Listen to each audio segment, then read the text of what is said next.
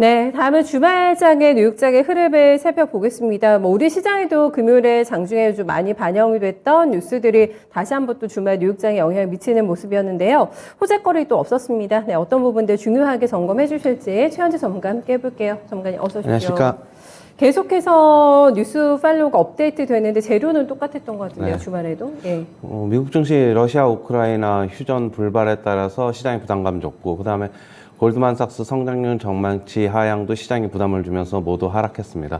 다우 0.7% 하락했고요. 나스닥 2.2% 하락, S&P 500 1.3% 하락했습니다. 강세 종목을 보면은 헬스케어 섹터가 좀 강했는데, 유나이티드 세러퓨틱스가 3.1% 상승, 화이자가 2.1% 상승, 리제네론 파마스티컬이 2% 상승했습니다. 그리고 오라클이 1.5% 상승했는데요.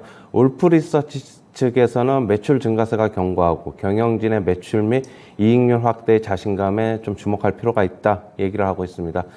그리고 옐런 재무장관은 현재 미국 경제는 인플레가 악화되겠지만 경기 침체되지는 않을 것이다라고 얘기를 하고 있는데요. 다만 러시아 제재의 영향은 있을 것이다라고 얘기를 하고 있습니다. 그런데 미국 경제가 침체에 빠지지 않을 것이라는 이유는 역시 고용시장 개선이 큰 이유이다라고 얘기를 하고 있고요. 연준의 능력을 확신하고 있다 얘기를 하고 있습니다. 그리고 미시간대 소비자 태도 지수가 59.7로 발표가 됐는데요. 전월 62.8보다 크게 떨어졌고, 그 다음에 예상치인 62보다도 하회했습니다. 그리고 골드만삭스 측에서는 올해 미국 경제 성장률 3.1에서 2.9% 하향 조정했고 4분기는 1.75%로 지금 예상했습니다. 지금 러시아 우크라 영향과 인플레 상승 압력 때문인데요. 결국에는 러시아 우크라 전쟁에 따른 상품 가격 상승으로 다른 소비 지출이 줄어들 것이다.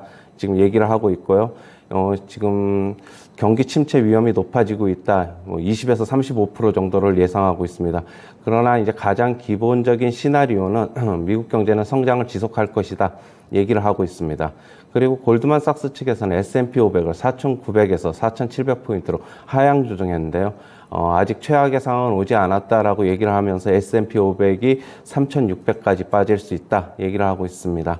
그 다음에 뱅크 오브 아메리카 측에서는 S&P 500의 지정학적 충격 리스크는 대부분 다 반영이 됐다 얘기를 하고 있는데요. S&P 500이 고점 대비 12% 하락해서 거품이 많이 사라졌고, 그 다음에 러시아 우크라이나 사태 뉴스가 본격화하면서 9% 정도 하락했기 때문이다. 지금 그리고 대부분 가격에 반영이 됐다 얘기를 하고 있습니다. 그 다음에 CNBC 측에서는 상승장에 대비하자라고 얘기를 하면서 베타감 높은 종목에 투자할 시기다 얘기를 하고 있는데요. 시장이 상승 채비를 하고 있을 가능성이 높아서 베타감 높은 종목에 주목해야 된다. 결국에는 시장 평균 수익률보다 상승폭이 더 크기 때문이다라고 얘기를 하고 있고요. 시장은 아직까지 불확실성이 있지만은 지금 긴축 전쟁 리스크는 이미 시장에 반영됐다라고 얘기를 하고 있고, 우크라이나 러시아 간의 대화가 재개되어 오르면 시장은 곧바로 상승으로 돌아설 것이다 얘기를 하고 있습니다. 종목으로는 테슬라, 그다음에 시저스 엔터테인먼트, MGN 리조트, 노르웨이지언 크루즈, 로얄 캐리비안 등을 들었습니다. 네. 종목에 대한 추천이 아마 귀에 들어오지는 않으실 것 같긴 합니다만 시장이 너무 어수선해가지고요. 네, 긴축과 전쟁이라는 이 끝없는 이슈 때문에 시달리고 있는 지 꽤 됐습니다. 아마 많은 지루함과 함께 초조함 또 수익에 대한 갈증을 많이 느끼고 계실 것 같은데 징벌적인 관세를 부과하기로 EU하고 지금 미국이 합심을 해가지고 결정을 했습니다. 러시아를 움직이는데 이게 효과가 있을까 아니면 더 지금 반발을 일으킬지 모르겠어요. 어쨌든 결과는 안 좋았죠? 그렇죠. 네. 이것도 시장에 상당 부분 좀 영향을 미쳤는데, 네. 경제 제재를 좀 더 이제 세게 하는 거 아니겠습니까? 그러면은, 지금 러시아가 어떻게 받아들일지는 아직까지 솔직히 잘 모르겠고요. 시장이 지금 일단은 부정적으로 반응하고 있는 것 같습니다. 빨리 실마리가 빨리 풀려야지 어떻게 시장이 좀 압박이 좀 덜할 것으로 그렇게 보고 있는데, 저는 개인적으로는 시장은 이제 어느 정도 빠질 만큼 빠졌다라고 저는 보고 있고, 아직까지 전저점 부근에서 있지만은 시장은 다시 한번 또 다시 상승할 수 있을 것이다. 네. 저는 개인적으로는 그렇게는 보고 있습니다. 네. 러시아가 지금 이 미국의 제재에 맞서서 수출을 우리도 금지하겠다라는 품목을 발표를 했습니다. 500개 품목을 발표했는데 여기서 보니까 반도체 소자가 또 포함이 됐습니다. 그래서 산업부가 요거 문건을 우리나라가 입수를 해가지고 지금 분석을 하고 있다라는 뉴스가 나오고 있는데 러시아가 맞불 작전을 놔버리는데요, 이렇게. 네. 지금 뭐 그래서 이제 반도체 그쪽 지금 타격이 좀 있을 것이다라고 네. 지금 얘기를 하고 있는데 그리고 그래서 이제 뭐 필라델피아 반도체 지수도 뭐 한 2% 가까이 하락했고 예, 예. 뭐 그런데 뭐 지금 시장 원래 계속적으로 반도체에 타격이 있을 것이라는 얘기는 기존에 계속 있어왔기 내온 생산도 때문에 안 되고 있어가지고요. 뭐 다시 한번 반복되는 얘기 같고요. 뭐 시장에 이게 다시 한번 큰 이슈가 돼서 뭐 네네. 종목들의 반도체 종목들의 급락까지는 이끌지는 않을 것으로는 보고 있는데 네. 조금 어떻게 흘러갈지는 좀 봐야 될 것으로는 보고 있습니다. 네. 그래서 75분 동안 또 마크롱 지금 프랑스하고 지금 독일하고 러시아하고 3자 회담이 주말 동안에 있었다고 하는데 이것도 또 러시아가 굉장히 부정적인 입장에 피력을 하게 되면서 이런 부분도 또 추가적으로 우리 시장에 영향을 미치게 될 것 같습니다. 그래서 저희가 이번 주에 또 1차 고비를 맞을 가능성이 있는 게 러시아 디폴트 될 것 같다고 지금 IF 쪽에서 간밤에 또 이렇게 발표를 했네요. 할 것 같다. 그냥 러시아 디폴트를 감안하자고 얘기했어요. 예, 뭐 16일인데 뭐 고의적으로 지금 낼것 할지 같다고요? 안 할지는 좀 봐야 될 것으로 네. 보고 있고 일단 그런데 그게 이제 디폴트가 발표가 되더라도 네. 30일간의 유예 기간이 좀 있기 때문에 시장에는 그래요. 이제 일단 저는 중립적으로는 보고 있는데 뭐 네. 영향이 어떻게 미칠지는 미국 증시의 흐름도 좀 같이 좀 봐야 될 것이다 이렇게 보고 있습니다. 네, 어쨌든 뭐 선언을 하게 되면 상징적인 의미가 있기 때문에 그럼 신흥국 시장에 비상이 있을까요? 신흥국 시장 가장 불리합니까? 러시아 디폴트 되면? 일단 글로벌 시장의 가치 연동되기 때문에 네. 불리하다고 볼 수 있고 그리고 우리나라는 뭐 별 영향이 없을 것이다 이렇게 얘기하고 있지만 저는 같이 연동되면 타격이 있을 것이다 보고 있고 중국 측에 영향이 있기 때문에 우리나라 중국하고 그렇죠. 밀접한 관계가 있기 예. 때문에 어느 정도 저도 영향이 있을 것이다 저는 그렇게는 보고 있습니다. 네, 이번 주가 너무 변동성 요인이 클 만한 재료가 될 것 같아가지고 네, 예의주시하고 있는 상황인데 골드맨삭스에서 여기서 또 찬물을 좀 끼얹었죠. 네, 미국 경제에 대해서 많은 우려감을 표명했는데 이 원자재가를 얘기를 했어요. 너무 많이 올라서 네. 미국 경제 결국 훼손될 거다. 이 논린 거죠. 예.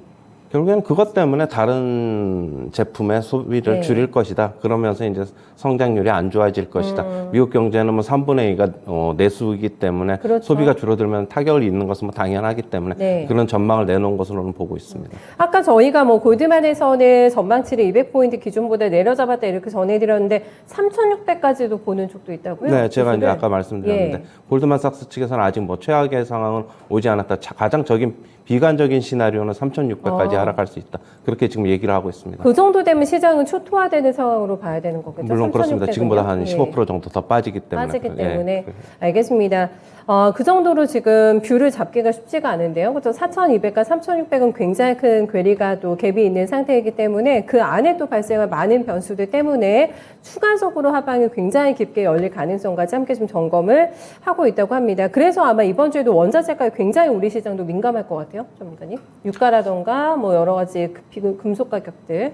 민감하게 또 반응할까요? 원자재나 이런 쪽에 그쪽으로는 저는 일정 부분 이제는 시장에 반영돼 있다고 보고 전체적인 글로벌 시장의 흐름에 따라서 그거에 부담이 있지 원자재 가격 때문에 어떻게 뭐 좀 그것 때문에 시장이 많이 흔들린다 그거는 아닐 것이라고 저는 네. 보고 있습니다. 시장 자체는 그러하고 섹터상의 대응도 이제는 좀 더 많이 난이도가 높아졌다고 보세요? 원자재가에 대응하기가? 섹터상으로도요? 원자재가 관련해서 그런 예. 주식들은 저는 계속적으로 이제는 보수적으로 고점 주셔가지고. 나왔다라고 예. 말씀드리고 이제 뭐 매도해야 된다고 말씀을 드렸기 때문에 그거 개별적인 섹터의 그쪽으로는 뭐 이쪽에 일시적인 반등이 있을 시에는 네. 뭐 고점에 물리신 분들은 그렇죠. 좀 정리를 좀 하셔야 될 것으로 보고 있고 나머지 섹터들은 시장 전체적으로 같이 영향을 받지 않을까 그렇게는 보고 있습니다. 네. 참 걱정이 많습니다. 기업들은 원자재가가 올라가면 이거를 비용에 전가시키려고 할 것이고 소비자들은 거기에 대한 또 부담을 느끼게 되면서 보면은 간밤에 또 소비자 태도 지수가 안 좋게 나왔잖아요. 계속해서 악순환의 고리를 벗어나지 못하고 있는 상황인데 일단 이번 주에 열리는 FOMC도 예상은 되긴 합니다만 멘트가 어떤 멘트가 나올지 파월 의장이 우크라이나 사태에 대해서 발언이 있을 것으로 보고 있기 때문에 금리를 몇 포인트 올릴 것인가 보다는 그 발언에 대한 주목도가 상당히 높은 한 주 될 것 같아요. 발언하고 점도표. 점도표. 네, 점도표가 중요할 것으로는 보고 있습니다. 일단 뭐 0.25% 올리는 거, 0.2포인트 올리는 거는 뭐 기존 사실화됐기 때문에 시장에는 별 영향을 미치지 않을 것이라 보고 있고, 뭐 발언과 결국에는 점도표가 시장에서 어떻게 받아들이느냐에 따라서 시장은 뭐 등락할 것으로는 보고 있습니다. 저차대주표 얘기를 해주셔서 그런데 5월 달에는 양적 긴축 얘기 슬슬 꺼낼 수도 있다라는 전망이 있더라고요. 인간이. 저도 5월 달에 예. 빠르면 5월 달에 양적 긴축을 할 것이라고 보고 있고, 늦으면 7월 달에서부터 할 것이라고 보고 있어가지고, 네. 뭐 일단은 대비는 좀 해야 될 것이라고 보고 있습니다. 하지만 시장도 이제 어느 정도 5월 달에 양적 긴축을 염두에 두고 있는 모습이기 때문에 뭐 일단은 그것보다는 양적 긴축은 당연히 염두에 둬야 되고 5월 달에 빅스텝을 가느냐 안 가느냐도 중요할 것이다. 그렇게는 보고 있습니다. 네, 50bp를 올리면서 긴축까지 해버리면 타격이 상당하겠어요. 네, 맞습니다. 안적 긴축의 형태는요? 그러니까요? 양적 긴축의 형태는 뭐 저번에도 이제 나왔던 형태 네. 그냥 그대로 할 것이고 결국에 양적 긴축을 한다는 거는 채권 매입 지금 축소하는 채권 매입을 줄이는 거는 결국에는 지금 내부적으로는 이런 것도 있어요. 뭐 지금 2년물짜리 금리랑 그다음에 10년물짜리 금리가 자꾸 이제 평평해지기 때문에 네. 10년물짜리 장기 금리를 좀 올리려고 하는 그런 의도도 있는 것으로 보고 있어요. 아, 벌어지게 하려고요. 네. 수익률 곡선을. 네. 네, 알겠습니다. 3월보다는 5월에 닥칠 FOMC의 훅폭풍이 더 클 거라는 점을 저희가 감안을 좀 해봐야 될 것 같습니다. 뭐 좋은 거리가 있나 싶은데요. 우리 증시는 지금 내부적으로도 신경 쓰기도 솔직히 정책들이 워낙에 많이 쏟아질 것으로 예상이 돼가지고 바쁘긴 한데 외부 변수가 계속 누르고 있는 시장이어가지고 주간 증시 전망 어떻게 보세요? 일정 부분 오늘 뭐 시초가는 당연히 안 좋을 것이지만 저는 뭐 그달 그렇게 뭐 아주 뭐 분위기 험악할 것이다 그렇게 보지는 정도는. 않고 있고요. 섹터별로 지금은 괜찮은 섹터들이 계속적으로 나오고 있기 때문에 그쪽으로 가는 게 맞지 않나라고 보고 있고요.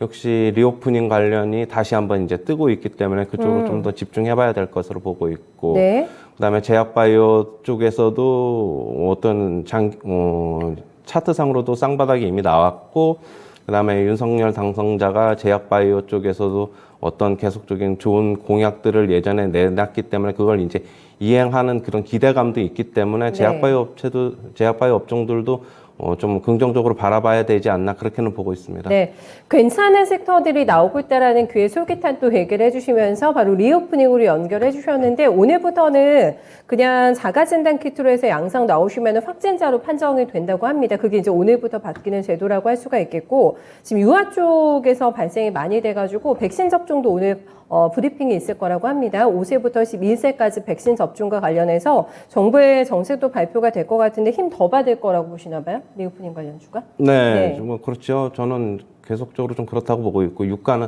상승세가 좀 1차적으로 좀 꺾인 것 같아서 항공 여행 쪽에 괜찮고 그다음에 21일서부터 해외 입국자 백신 맞은 분들 같은 경우에 맞아요. 자가격리 네. 없기 때문에 괜찮다고 보고 있고 네. 그러면은 뭐 외국 인들을 대상으로 한 카지노 업체들 많이 떴지요. 네. GK의 파라다이스, 롯데관광개발 등 뭐 그쪽으로도 괜찮다고 보고 있고 그다음에 면세 쪽도 당연히 그럼 괜찮을 것이고 쪽.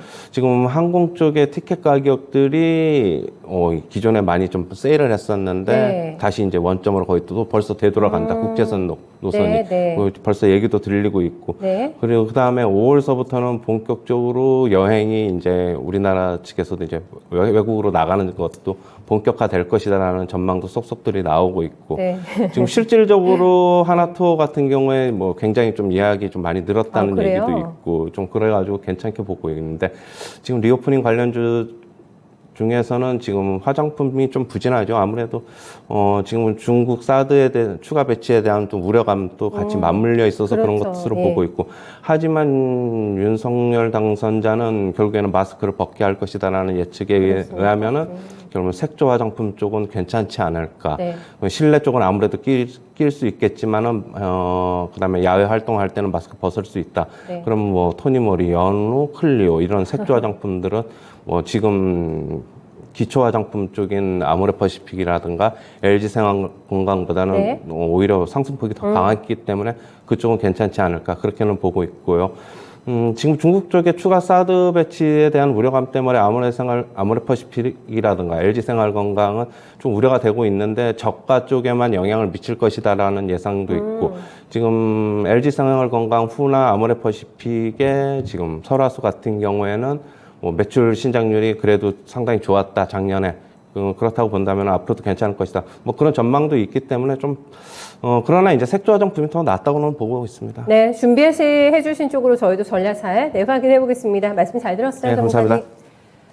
네, 하락 출발이 예상이 되는 이번 주, 월요일 증시가 될 것 같다고 합니다. 그렇다고 도피처가 없는 거는 아니죠. 지금 굉장히 리오프닝에 대해서 자세하게 코멘트 함께 들어보셨는데요. 기회 모색해 보시면 될 것 같고, 시장 전반적으로는 여전히 조심해야 될 거리들이 많기 때문에 이거는 조금 감안하면서 전략 운용해 보셔야 될 것 같아요. 네, 최현재 전문가와 함께 모닝타임즈였습니다.